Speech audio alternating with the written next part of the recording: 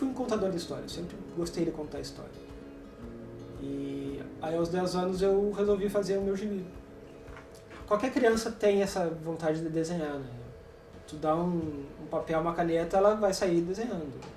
Nessa época eu queria mais aventura mesmo, contar piada, né? Eu sempre fui mais pro lado do humor, então não tinha essas crises, né, existenciais da adolescência.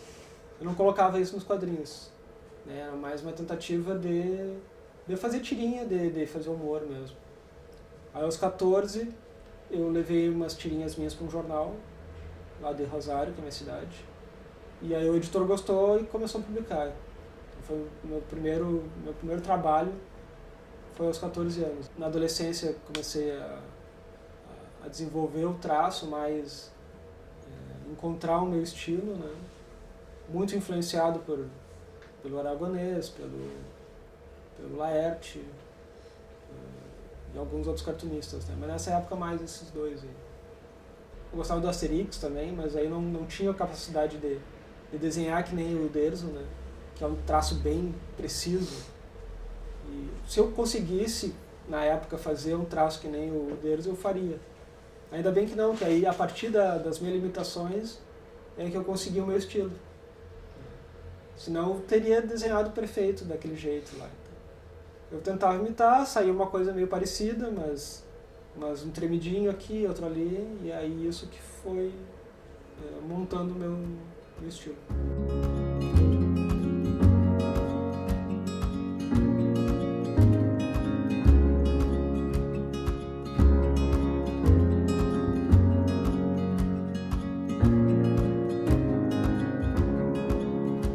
Eu não sei viver de outra maneira senão com humor, sabe?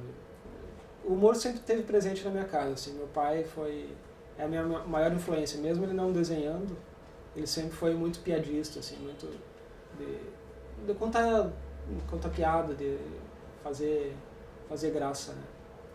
Mas eu, como desenhava, peguei esse humor e coloquei no papel. Passei a adolescência, né, até a adolescência no interior, e depois aos 17, 18 eu vim morar em Porto Alegre para fazer cursinho, para fazer faculdade, né, tudo mais. E aqui, lá pelos 20 por aí, já fazendo faculdade de comunicação, eu conheci o pessoal da Grafar, que é a Associação dos Cartunistas do Rio Grande do Sul, que foram muito importantes para a minha formação.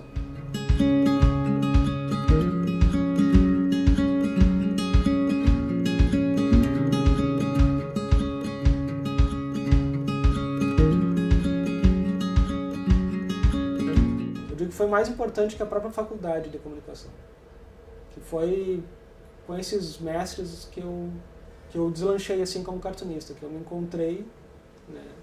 A gente se reunia toda terça-feira no bar Tutti Giorni, e essas noites, assim, às vezes eu matava a aula para ir.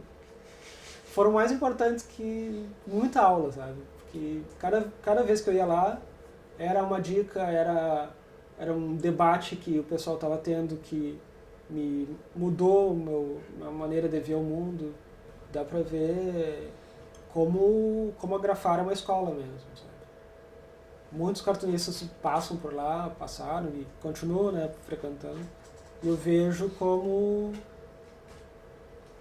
é importante essa troca, né, de profissionais.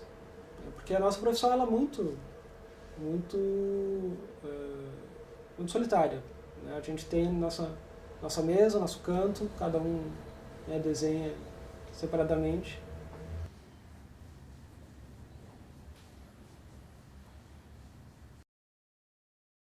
Teve uma época que eu dividi espaço com outros 3 cartunistas, mas mesmo a gente estando na mesma sala junto, cada um estava no seu mundo ali, sabe?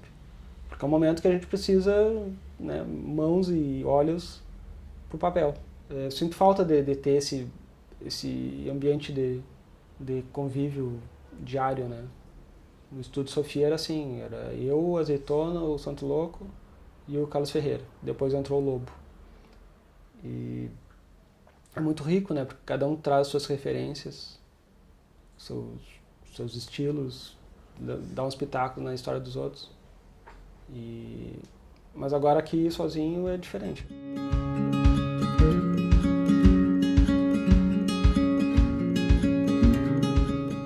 Na verdade eu queria fazer duas coisas, né? Eu queria ser cineasta ou quadrinista, cartunista. Só que o cinema é muito difícil, porque precisa de uma equipe, precisa de equipamento, precisa saber editar. E no papel, nos quadrinhos, eu pego um papel, uma caneta e eu faço o que eu quiser, eu sou Deus. Eu não preciso, né, muitos recursos. Por isso que a arte dos quadrinhos é tão popular, né? Em qualquer parte do mundo tem alguém que faz quadrinho. E no quadrinho, tu tem que ser muito econômico, porque é desenho e texto curto. Senão, não prende o leitor, não funciona. E eu acho que isso influenciou para toda a minha carreira. Sabe? E aí eu gosto desse desafio de fazer uma história, de contar uma ideia sem nada de texto. Até porque tu elimina a fronteira do idioma. Né? O meu cartoon pode ser entendido em qualquer parte do planeta, porque não tem texto. Se eu colocar o texto, né, alguém vai ter que traduzir. E aí perde o time.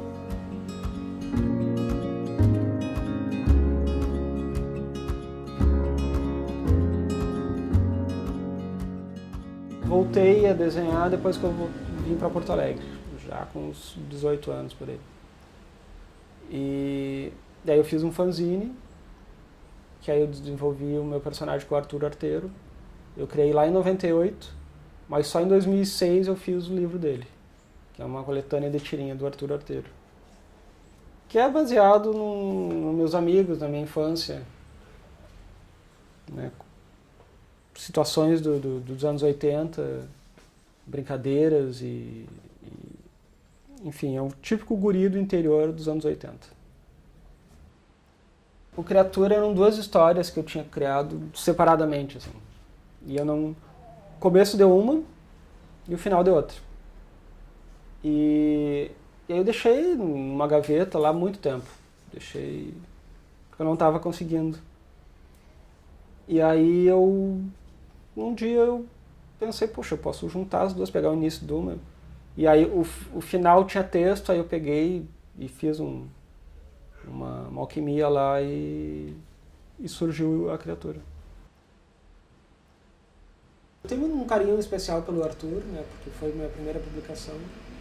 Mas o Criatura, pra mim, foi... Eu adorei, assim, fazer o resultado final com mais me orgulho. Eu faço o desenho sempre à mão, eu faço esboço com grafite, depois eu finalizo com nanquim, aí eu escaneio e faço a cor no computador. A cor é totalmente digital. Uma coisa que eu sempre gostei nos outros cartunistas, o Sempé, o Adão e o Turrus Garay, é o traço solto, assim, de uma maneira meio que despretensiosa. Eu adorava, assim, a simplicidade, né? Parecia que estava brincando, assim. Só que eu não me permitia nunca. Eu queria fazer o traço mais retinho possível. Mesmo não conseguindo, eu buscava isso. E aí, quando a esclerose começou a complicar o meu desenho, porque eu sou canhoto, e a esclerose múltipla atingiu mais o lado esquerdo. E sempre foi, né, desde que começaram os sintomas, começou a dificultar desenhar. Cada vez eu tinha menos destreza, né, para desenhar e menos tempo eu sustentava a caneta.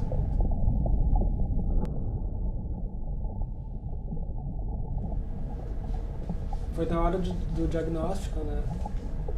Foi tipo... Eu tô flutuando, sem ar, não sei onde é que eu tô, sabe?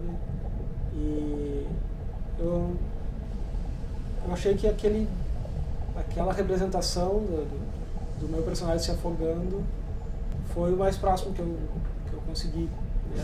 Para transmitir pro leitor, né? A sensação do que eu estava passando.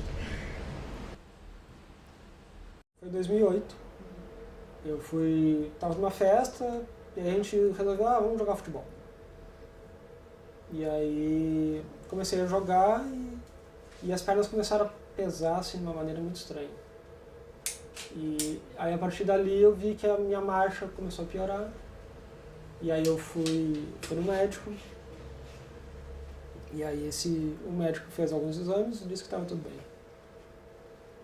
E aí só que as coisas foram piorando. Aí quando passou mais para as mãos, quando complicou para desenhar, e aí eu tá na hora de ir no outro médico. Aí chegou um momento que eu não conseguia mais desenhar. Tava muito difícil.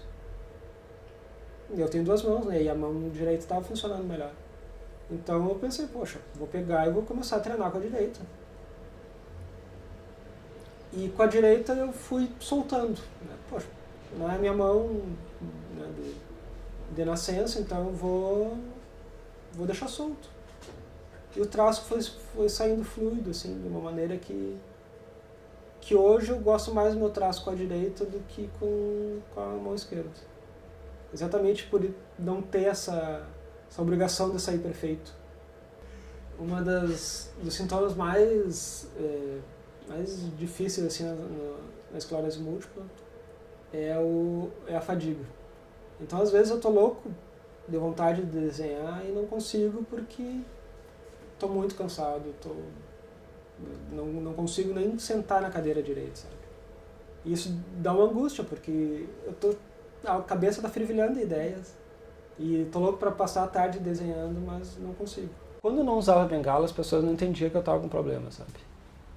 Às vezes eu tava atravessando a rua, assim, na faixa de segurança, o sinal abria, só que eu era mais lento, né, mancava, e o pessoal buzinava, né? E tu vai explicar, né? O cara, pô, eu tenho esclerose múltipla, calma aí. Aí no que eu comecei a usar a bengala, parece que é um escudo social, sabe? E aí a pessoa já vê, tá de bengala, tá com dificuldade. E isso acontece muito mais ainda quando eu tô com a cadeira de roda, né?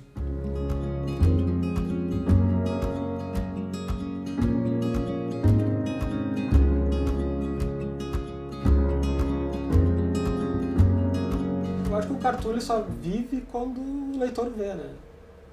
Eu faço e deixo ele numa gaveta, deixo num caderno, não tem muito sentido. Então eu quero que ele seja visto e discutido, que ali tem uma mensagem, né? É o que eu quero passar, é a minha visão do mundo. Então eu quero que esteja em todos os lugares possíveis.